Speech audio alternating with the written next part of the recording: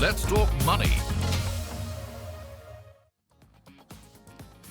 Hello and welcome to another edition of Let's Talk Money. I'm your host, Surabhi Upadhyay. Well, vacation time is here and maybe you're thinking of going on a summer holiday. Okay, I'm not testing my singing skills here and maybe the Gen Z wouldn't have guessed it, but the oldies would have definitely guessed that song. The short point is it's that time of the year when families are planning getaways with their near and dear ones. And today we are here to help you take smart control of your travel finances and address any queries that you may have with respect to holiday planning. Well, joining me to do this today are Sabina Chopra, co-founder of Yatra.com, and Sanjiv Bajaj, the joint chairman and MD at Bajaj Capital. Lady and gentlemen, it's great to have you here. I am very excited personally about this subject. It's a little more colorful than just looking at insurance or taxes and the right funds. And I think it's the right time to have this conversation. So first, let me ask both of you whether you're avid travelers, if you've checked off your travel plans for this year. Sabina? An avid traveler, already checked off, have been to 3 destinations this year, and has just come back from a holiday in Greece. I'm envious. Back by the humanitarian.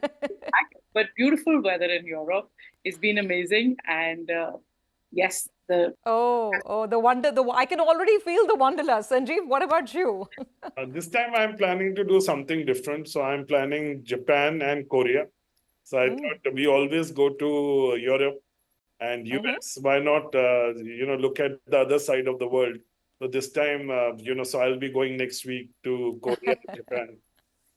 Fantastic. Well, sounds good. And I think it's the right note to begin on because the purpose of this conversation is to give our viewers some advice, some tips on how to, plan smartly when it comes to travel, how to take charge of your finances, how to look at budgeting, and how to look at what's happening in the marketplace right now in terms of realistic pricing on flights, on accommodation, and then, plan that dream vacation. So, Sabina, I want to kick this off by getting a reality check really from you in terms of the top destinations which are in, hot favor, as well as the pricing. We'll get to pricing later, but what about destinations? What's popular now? So I'll divide the question into 2, which is domestic and international separately. So for domestic, of course, we've had the hills as normal, always. It's in demand during the summer season. And of course, Goa is 24/7. So it's 12 months a year where you get demand throughout the year now. But however, now, because we are in mid-season, the demand now has a little change because most of the hill stations are quite full at the moment. So the bookings that are coming in right now are Kashmir, Kerala, Himachal, Uti, Chardham, Pondicherry, and even if I may say, a few bookings coming to Rajasthan, also Jaipur, where people are driving from Delhi and just staying in Jaipur for overnight because they've not been able to get their bookings. So these are the demands that we are seeing domestically. It's mainly towards the hills. And of course, as I said, Goa is always there.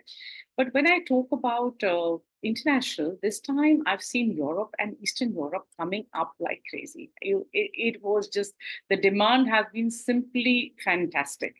But because now we are again in mid-season, so the demand now is coming towards Thailand, to Vietnam, Mauritius, Singapore, Bali, and of course Sri Lanka, which is our neighbor. So we've seen now demand shift changing because we are in mid-season now, and visas will be slightly tougher to get for European countries. So we see the demand going towards Southeast Asia, which is, as I said, Thailand is the number 1, and of course very closely followed by Vietnam for these countries. How interesting. I see, a reflection of my own self, someone who hasn't planned in advance, who's probably thinking Europe is out of question. Should I look at Southeast Asia? This is really close home, the points that you're making. I'd like to take on Sanjeev's request from there on when he said Japan. He's going to really enjoy Japan. It's a beautiful country. I've been there a couple of times, many times rather. It's beautiful. You'll be taken aback. So that's, of course, we need to sell that also pretty well. And I think customer demand is a little lesser in Japan because of it's an inexpensive destination, but it's one of the most beautiful destinations in Southeast Asia, really. Okay, really? So we've got plenty of options. The question is, do we have plenty of money? And Sanjeev, the answer to that is usually a big resounding no. So now let's get down to the basics in terms of just deciding on a budget. I mean, you can have a 7-star vacation running into lakhs of rupees to do a shoestring backpacking budget tour. The question is, how does a person decide what is right? How do you decide on that budget allocation without blowing up your investments or your savings plan? Yeah. So what you need to do is you need to first understand is that what do I want? Do I want luxury or do I want to see the destination?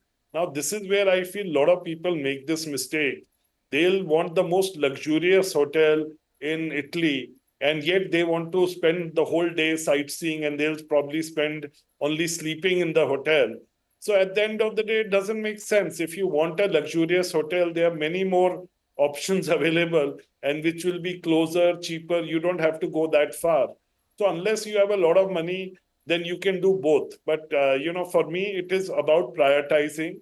If it's about the sightseeing, going around, there are some very, very good 3-star, 4-star hotels available today. These are basic hotels like Marriott has this chain called Moxie, etc., which are basic, nice, beautiful rooms, do it yourself. And they are available at about probably $150 for a premium traveler, and these are 4-star hotels. And similarly, you can get anything between $50 to $100 also, and then you can go to the Ritz Carltons and Four Seasons and spend $500-600. So for me, it is about choosing your destination, choosing what appeals to you, being different, planning in advance, and on the financial side, saving for it. A lot of people will borrow money to travel. Now that's a double whammy because you will borrow the money and you will pay 14-15 interest because those loans are treated as personal loans. These have very high interest rates. Don't do that. So plan, save for your investment, save for your travel, do a mutual fund SIP. Okay, this SIP is for towards my travel, and this is where I want to go. Like the Europeans, and book 6 months in advance. Like if you're going to Europe, the same hotel you can buy for $200, same hotel you can buy for $1,000, depending on when you book. Same is with the air tickets, same is with everything else. So just plan in advance. We as Indians need to start planning in advance. Also, let's have a good travel credit card. They are normal cards charge between 3 to 5% on every spend. A travel card will probably charge you 1.5% to 0% on travel charges. So choose a nice travel card which is meant for your travel, so you earn points while you're traveling. So these are the few things that you need to keep in mind, and also So you just know go what, by your. Sanjeev will take all of this step by step because I do have those questions in mind, how to be smart with Forex and how to look at travel insurance. We'll get to all of it bit by bit. It's a good note to start on. But Sabina, now the reality check. I mean, you've told us about demand and destinations. What about pricing? And we all know that the world is traveling like never before, right? So what is the kind of average increase that we're seeing in fares, in hotel accommodations? Again, I mean, break it up, domestic, international, etc. So how do we, if someone wants to be prudent and judicious in terms of planning, they should know where the price increase is really biting and where perhaps they can still look at. See, what I saw, the European flights or the flights to Europe were pretty reasonable in terms we could book it till March, but from March onwards, there's been a substantial increase in pricing across Europe because but Eastern Europe is still affordable. If you feel that, Budapest or Hungary, you can still reach there, but visas is again a challenge there. But across the Western Europe side, there has been a huge hike to almost a 15% increase in pricing across across Europe. We've seen, if I see Southeast Asia, there's been a 5 to 10% increase there, but a Thailand is still affordable. You will get it in 30,000, depending on the flight that you want, a return flight just to Bangkok and back. But you'll get it in, if you go to with a low cost carrier, you may get it in between, 25,000, but 30,000 is an average if I talk about Southeast Asia, which is still very affordable in terms of, I'm talking about May, June. These are the times. But Europe is slightly, I would say, there's no point looking at a price increase, even if you get a flight, because visas will be a challenge. Yeah. Yeah. So if I was to break it domestically, there has again been an average increase in pricing across the flights and hotels in various geographies.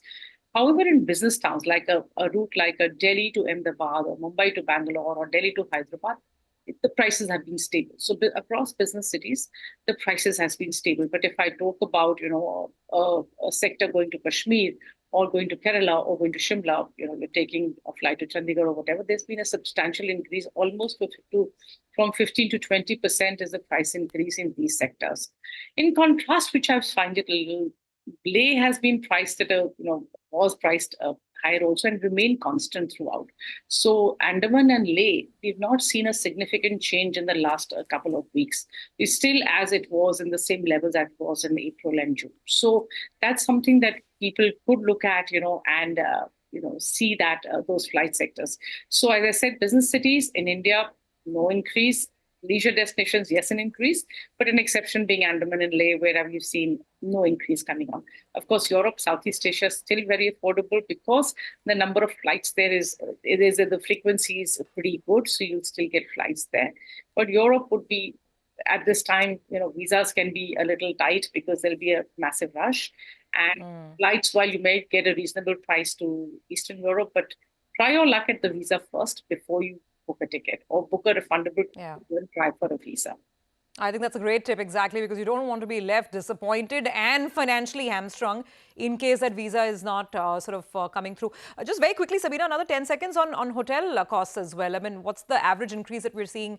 Again, it will vary region to region, but any ballpark numbers? It would be an increase of about, when I talk about the summer season, between 20 to 25% increase in the hotel tariff in the hill stations. But Goa has dipped a bit as such because it's, it is hot and you're not seeing that demand. Rajasthan, the pricing have really dropped. So it depends on the these cities that are in demand. So the hills, including the hills, would be increasing up to 25%. But when I talk about the warmer destinations like a Rajasthan or Goa, either the prices are stable or in Rajasthan, the prices have reduced a lot. Kerala, again, this is the best opportunity to pick up a flight, to pick up a hotel there because the prices are stable there. So to pick up if you are adventurous, so Kerala is something that you can look at also. And the monsoons are arriving, so maybe it's not such a bad option at all. Okay, got it. So now that we have a sort of a lay of the land in terms of flights and accommodation, the question is, how do we budget for this? Because clearly, a last-minute trip planning for summer vacations is going to be a bit of an expensive affair. We actually have a viewer joining in with a question along these lines. Philip is with us on the show now. Philip, hi. Welcome to Let's Talk Money. How can we help you? Hi, this is Philip. I'm looking to go to Europe next year for a trip of about 2 weeks. I just wanted to know how I can budget my entire trip. I can save around 15K per month. Wanted to get your opinion on this. All right, Philip, I must congratulate you for being smart enough for looking at next year's trip right away, right now, and not doing last-minute stuff like, what I'm thinking of. So, Sanjiv, let me, if you could advise both categories, people who are looking at last-minute deals and what perhaps they could keep in mind, but more importantly, someone who's being systematic about it. Now, here's Philip, who's got a one-year runway to plan. What is the best way to accumulate this corpus? So I think starting a SIP as he wants to for 15,000 rupees is very, very good. So Philip, I will say choose a nice flexi cap or choose a large cap fund which doesn't have too much of a risk, yet will give you a decent return. If you want to be conservative, maybe pick up a balance advantage fund and start your SIP. And also start planning your hotel bookings sometimes in Jan. Because, Europe is all about booking in advance. And also be very clear that where all do you want to go? 6-8 months before you will get your hotel reservations. Try to book hotel reservations with flexibility. And that is possible. Book your air tickets in advance. And I think, with a budget of about 2.5 lakh rupees, you can have quite a decent trip in Europe for 2 weeks. Obviously, it won't be too luxurious. And we haven't asked you how many members in the family, but I'm assuming 2 people. You can have a very good trip. Look up TripAdvisor and go with, sort down on the travelers ranking. So you are able to find gems of hotels, which may not be in the top 10, but in the between 10 to 40, where you can locate very nice hotels, very nice accommodations at quite a reasonable price. I'll recommend take a travel card, like, we have the Tiger credit card, or there are other travel cards where have very low charges on international spends, so that when you go, you don't have to bother carrying too much currency in your pocket, because that's also a major risk. And also try to go for different destinations. So point is that in India, everybody wants to go where everybody else is going, and those destinations become very expensive. So be slightly innovative. See, do I like nature? Do I like cities? What do I want? And choose a destination which is upcoming, and you'll save a lot of money. So you'll probably Yeah. have a much better holiday than if you choose probably a Rome or Paris, which are very, very popular destination. But if you Yeah. say I want to choose Croatia or something else, you can have a much better holiday on the same budget. Valid inputs, and I think great to keep that in mind. We do have to take a very quick break on the show. We'll come back on the other side, and then we, of course, have to talk about travel insurance. You need to be cautious and you need to be prudent when you're undertaking your travel expenses. So we'll come back and discuss that after the break.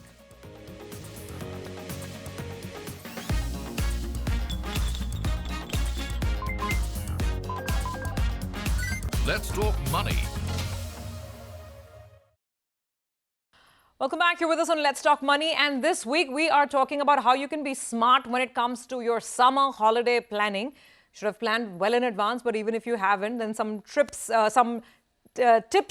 and some hacks to help you with those trips. Well, let's talk about insurance, because travel insurance is becoming an increasingly important part of your overall travel plan. So, Sanjiv, first, what are the ground rules? I mean, typically, what do policies cover? What is the kind of cover that one should take? I mean, if I'm going to be spending 3 lakh rupees on a foreign trip, how much or how big should my travel insurance be?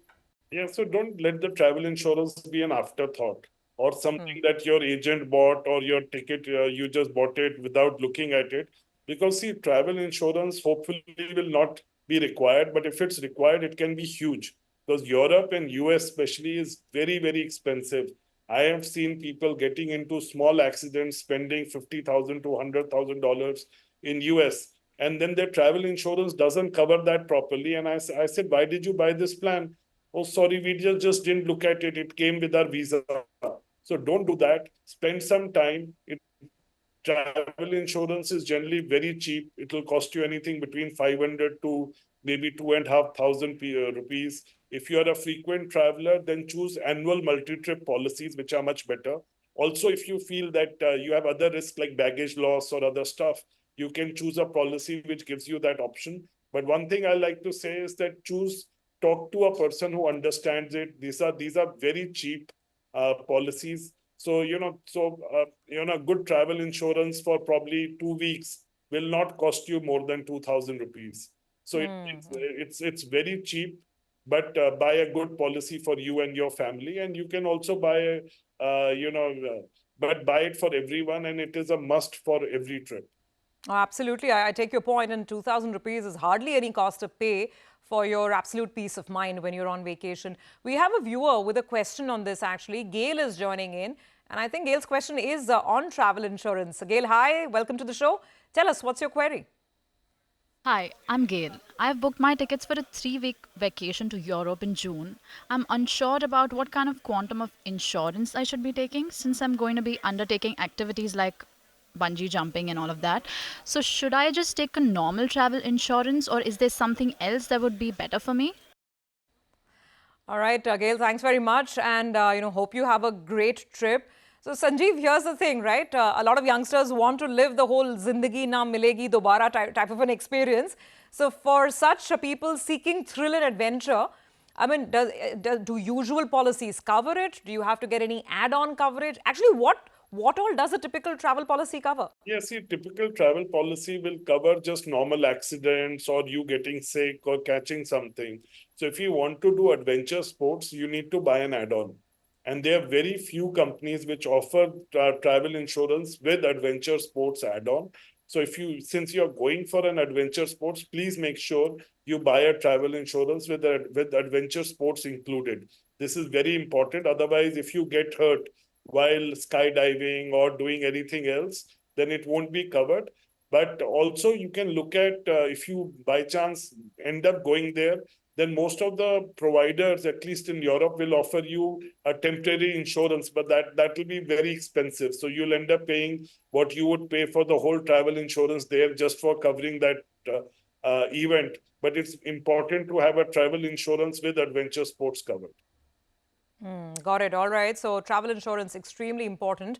Now coming to the subject of Forex. Sabina, I think you must have just heard Sanjiv, I think, is absolutely in favor of Forex cards or some format of travel cards and not simply swiping your credit card every time you're, traveling overseas. What's your own experience like and what format of Forex are you comfortable with? See, it's a combination of a card and some cash that you need to pay because a small cash always is a must for you to carry because there's certain people or somewhere that where you reach where a card may not be acceptable or doesn't work. So it can happen to anyone anywhere because of connectivity issue or maybe XYZ reasons. But at least a 20 to 30% of the cash that you're wanting to carry along with you should be in terms of cash when you're traveling internationally to cover any exigency. The rest could be a Forex card, which you usually all our cards are international now, but they carry a surcharge along with it on charge. So make sure that you've checked with your service provider on the charges. If not, right now Forex cards, the loaded cards are there, whatever amount that you want, and they come at a very low interest and very low charges of any spend that you may do. So I prefer a mix of a cash and just sheer experience because sometimes you just need to take out some cash somewhere and especially a cab driver, if his machine is not working and not booked an Uber and you just hail the local taxi. So it's always that you should take a mix of cash and of that particular country that you're visiting, and I would say 70% should be loaded in a Forex card. That is the ultimate. So I'd like to add more on the if I talk to you about the travel insurance part. I see we have seen a 9 to 10% increase of travel insurance purchase over last year. And what the trend has been that it has been more comprehensive than the basic one. So, and people realize that, the comprehensive because of, the health emergency, because of, unpredictable weather, the geopolitical, you've seen the uncertainties which are there in the market. And I think more education also and consciousness of that insurance really matters to a person. So this is something that I would, again, Sanjiv has mentioned this is a must. Do not leave without it. And I would prefer that you cover, I can just talk on a personal experience. I fell sick in US. It can happen to anyone. And because I had a comprehensive insurance, I didn't have the tension or I didn't have the mental, not only are you not feeling well, but you have the, it can cost the earth, a medical emergency. Yeah. It can cost the earth. So I would not suggest a basic one. I would suggest a comprehensive one for everyone, which covers, package loss also. And it's, today you may want to cancel a flight, health emergency, unforeseen travel disruption, your flight may get canceled. Please take a comprehensive travel insurance. It's extremely important for you to do that. Got it. Absolutely. We are hearing you and Sanjiv loud and clear. Very, very helpful thoughts on this subject. Sanjiv, very quickly, we just have about a minute now. Quick recap on the checklist and the important do's and the don'ts when planning a trip. Yeah, so quickly I'll say, look, on the last minute travel, I couldn't cover that. There are some amazing websites out there which give you last minute deals. And, the kind of deals I see, I am also excited that I should take them.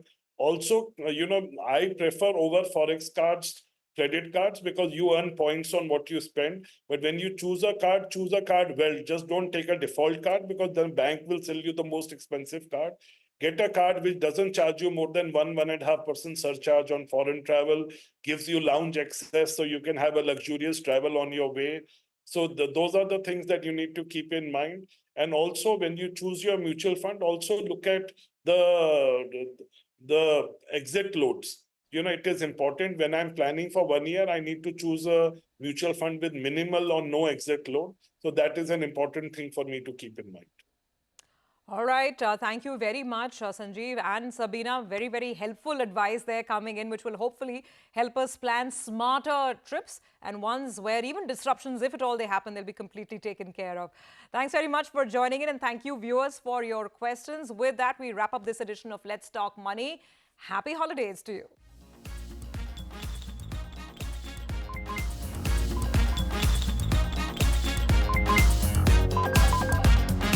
Let's talk money